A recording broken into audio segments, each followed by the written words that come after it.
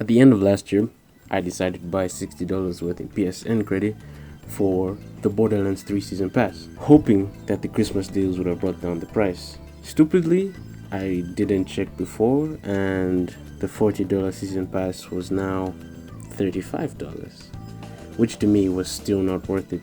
So I had to take my $60 elsewhere, or at least elsewhere within the PSN store. I found myself at pre-orders where The Last of Us 2 would take almost 6 months, and I was too impatient for that. Doom Eternal was looking good, but I had never played Doom 2016, so I was gonna wait until I got to play it. Then I saw Persona 5 Royal, which reminded me about my interest in Persona 5 since its release in 2016. Now the problem with that was Persona 5 Royal was a full-priced game which was going to take 6 months to release. I was not going to pay $60, then wait 6 months for it to release. I mean, what if I died or broke my fingers? So I went elsewhere, went back to the deals section, and I found some games I was interested in, namely Control and Journey, both of which were the deluxe edition, meaning they came with extra content, making the deals much more worthwhile. I had a few dollars remaining after I had bought what I had wanted and decided to spend them immediately rather than later. So I hopped back into the store, searched through the deals section for anything I had missed, and I found the original Persona 5 from 2016. I decided to buy it and install it immediately, but didn't play it for a month. When I had some friends visiting, we decided to boot up Persona just to try it out for a bit. And after that, I got really into the game, like really into the game.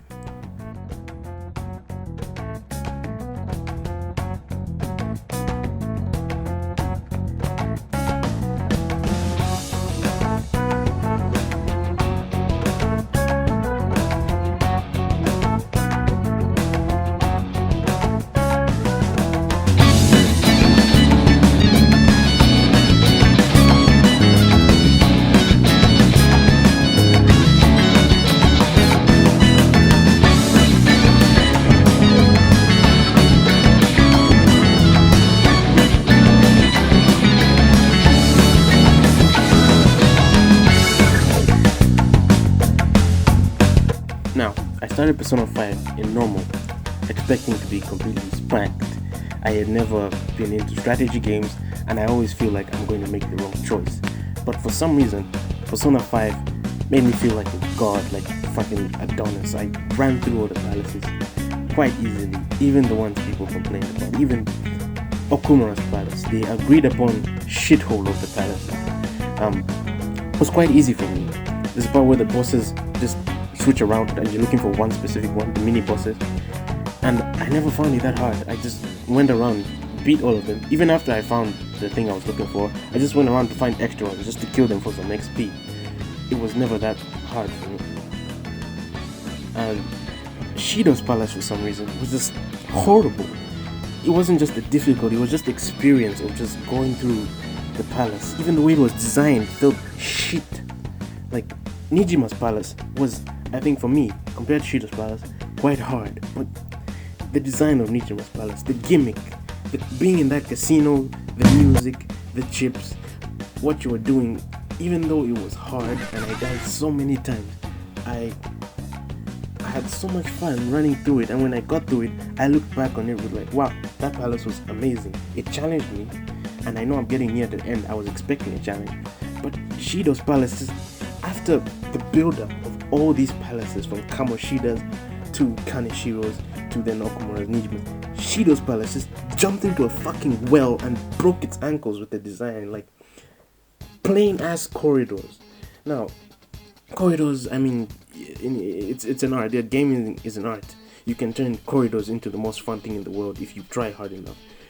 But Shido's palace had corridors, and the gimmick with the corridors is like you would be turned into a fucking rat.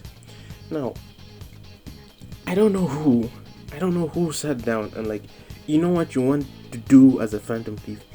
You know what would be fun to do as a Phantom Thief, as a challenge to the Phantom Thieves? Being fucking ratted Now, you've encountered ratting before in whatever the fuck it is, in Futter's Palace. There was a mini boss that would turn you into a rat. Now, during combat, you would expect that, right? You expect anything from the enemies. You haven't experienced all the spells enemies have, all the combat, whatever enemies have. But in Shido's Palace, you were doing that for more than half of it, just running around as a rat with your mask on, and it wasn't fun. It was the same old corridors, just deciding whether to go right or left, and then, oh, I went left, but I'm supposed to go right. So you just run back as a rat, and then click buttons to switch off the ratting machine. The build-up of the game was entirely crapped on by Shido's Palace, and the thing about it was the difficulty and the sheer boredom that is brought on by Shido's Palace made me so fucking lazy. When you find out that there's a spoiler alert, another palace after that, the Mementos Palace. Now the Mementos Palace wasn't that bad. It wasn't that bad. But you've been drained so hard from the slam on the brakes that is Shido's Palace that your run through it is drained. And then you find out after going to the Mementos Palace that there's a second Mementos Palace. And Mementos Palace is just plain. It's plain. It doesn't bring you up from the crap stain that was Shido's Palace. What made it worse for me was that the worst palace also seemed like the final palace. So when the game kept going on and the palaces didn't get any better with the two Memento stages, I just shut the game off at Mementos 2 after I had run through 2 floors, and I haven't played the game since. The video is not long enough. Let's do. Okay, yeah. Let's do that.